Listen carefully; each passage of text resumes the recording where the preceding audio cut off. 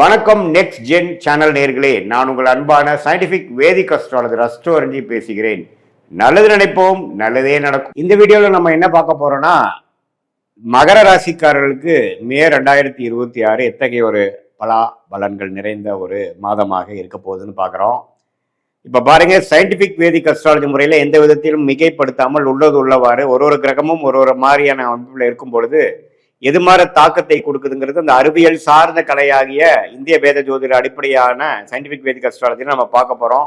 எதையும் மிகைப்படுத்தாமல் பரிகாரங்கள் அது மாதிரி விஷயத்துக்குள்ளெல்லாம் போகாமல் உள்ளது உள்ளவாறு எது மாதிரி பலனை கொடுக்க போகுது, உங்கள் கர்மவினை எப்படி இருக்குது, எது மாதிரி விஷயத்தை உங்களுக்கு ஜாதகத்தில் அடுத்து வரக்கூடிய அமைப்பு கொடுக்க போகுதுங்கிறது நம்ம பார்க்க போறோம்.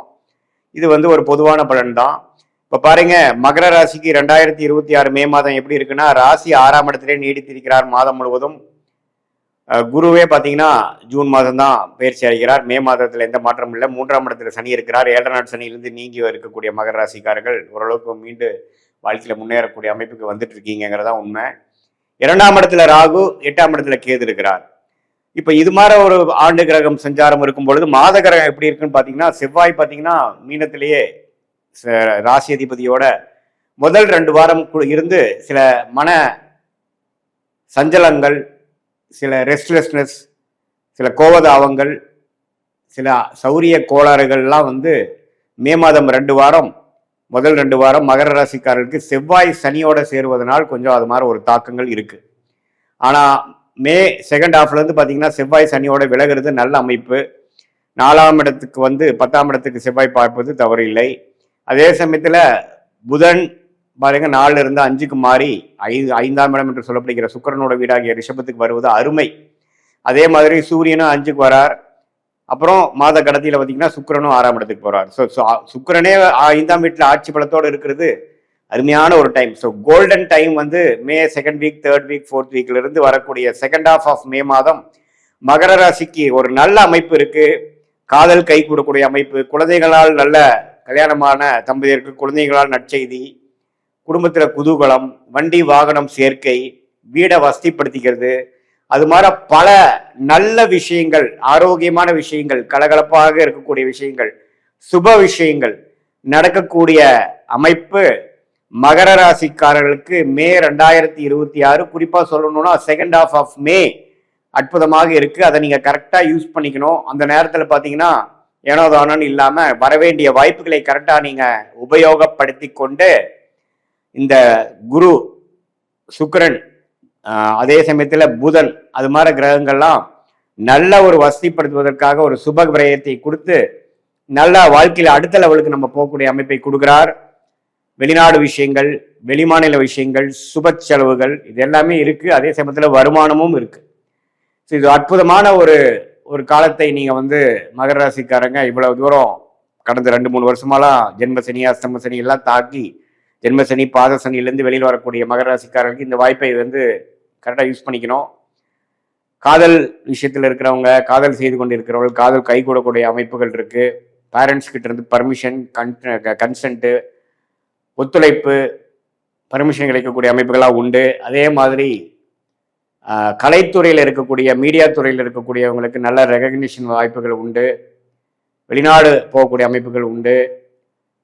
சுப முதலீடு பண்ணி வியாபாரத்தை அடுத்த லெவலுக்கு கொண்டு போகக்கூடிய ஒரு எக்ஸ்பான்ஷன் பண்ணக்கூடிய அமைப்புகள் கண்டிப்பாக உண்டு. ஸோ மகர ராசிக்காரர்களுக்கு பார்த்தீங்கன்னா இதுவரை கொஞ்சம் மே மாதம் 2 வாரம் மார்ச் மாதத்திலாம் கொஞ்சம் சிறு சிறு பிரச்சனைகள், மன சஞ்சலங்கள் நாள் பாதிக்கப்பட்ட மகர ராசிக்காரர்களுக்கு இது ஒரு நல்ல மாற்றமாக மே 2026 குறிப்பாக சொல்லணும்னா செகண்ட் ஹாஃப் நல்ல ஒரு வாய்ப்பாக இருக்குது. அதை நம்ம யூஸ் பண்ணிக்கணும். மாணவர்களும் பார்த்தீங்கன்னா புதன் சுக்கிரனோட வீட்டுக்கு நல்லா புரிதலோட, ஒரு ஆம்பிஷனோட, கிளாரிட்டியோட, கான்ஃபிடென்ட்டோட படிக்கக்கூடிய அமைப்புகள் மாணவர்கள் காம்படிட்டிவ் எக்ஸாம் எழுதுறவங்களா இருந்தாலும் சரி, 10th 12th எக்ஸாம் எழுதுறவங்களா இருந்தாலும் சரி, மேற்படிப்புக்காக என்ட்ரன்ஸ் எக்ஸாம் போகிறவங்களா இருந்தாலும் சரி, ஒரு நல்ல அமைப்பை கொடுக்கக்கூடிய ஒரு அமைப்பு இருக்குது. இந்த டைம் நீங்கள் நல்லா யூஸ் பண்ணிக்கணும்.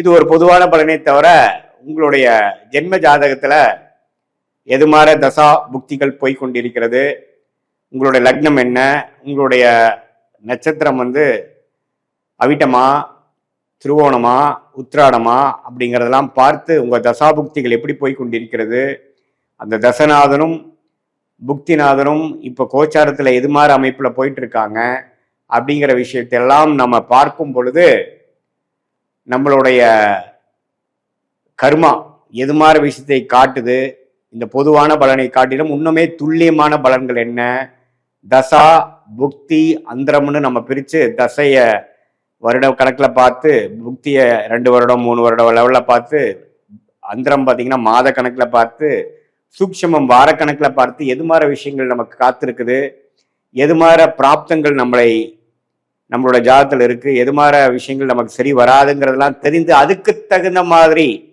நம்மளுடைய வாழ்க்கை பயணத்தை திட்டமிட்டு அந்த செயல் அமைப்புகளை வடிவமைத்து அது மாதிரி நம்ம அந்தந்த நேரத்தில் நம்ம செய்து கொண்டே ஆனால் தேவையற்ற பண விரயங்கள், தேவையற்ற சமய விரயங்கள் எல்லாம் தவிர்த்து, ஏன்னா வாழ்க்கையில் நம்ம ஒரு 1000 வருஷம் வாழ போகிறது இல்லை. ஒரு 20-25 வயசுக்கு மேலே நம்ம வேலைக்கு வந்துட்டோம், தொழிலுக்கு வந்துட்டோம்னா ஒரு 30-35 வருஷம் மேக்ஸிமம் நம்ம கெரியர் இருக்குது. அதுக்கப்புறம் ரிட்டையர்மெண்ட் ஆகிறோம். அதுக்கப்புறம் நம்ம முதல் மாதிரி ஆக்டிவாக இருக்க முடியாது.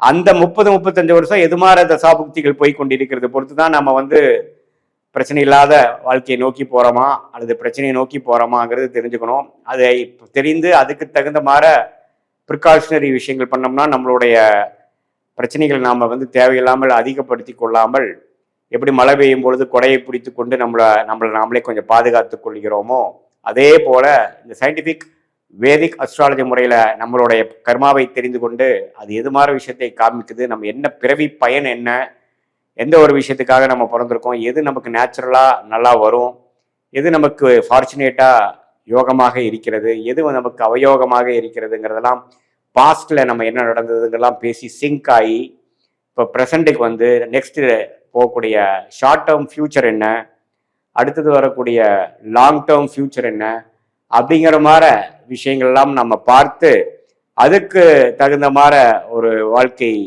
அமைப்புகளை திட்டங்களை தீட்டி அதுக்கு சேர்ந்த மாதிரி செஞ்சோம்னா சயின்டிஃபிக் வேதிக் அஸ்ட்ராலஜி முறையில் நல்ல பலன் அனுபவிக்கலாம். நம்ம இந்த மாதிரி பரிகாரங்கள் அது மாதிரி விஷயத்துக்குள்ள போய் நம்ம கர்மாவை மாற்றிட முடியும் அப்படிங்கிறதுல சயின்டிஃபிக் வேதிக் அஸ்ட்ராலஜி முறையில் பெரிய நம்பிக்கை இல்லை. ஆனால் என்ன விஷயம் எப்படி நடக்குது, எது மாதிரி எது விஷயங்கள் காட்டுதுங்கிறது தெரிந்தால் அதுக்கு தகுந்த மாதிரி மென்டலாக ப்ரிப்பேர்ட் ஆகி நம்மளுடைய பிராப்தங்களை நம்ம அதிகரிக்க முடியும், நம்மளுடைய பர்சன்டேஜ் ஆஃப் சக்ஸஸை இன்க்ரீஸ் பண்ணிக்க முடியும், அதிகரித்துக்க முடியுங்கிறதை நாம் தெரிஞ்சுக்கணும்.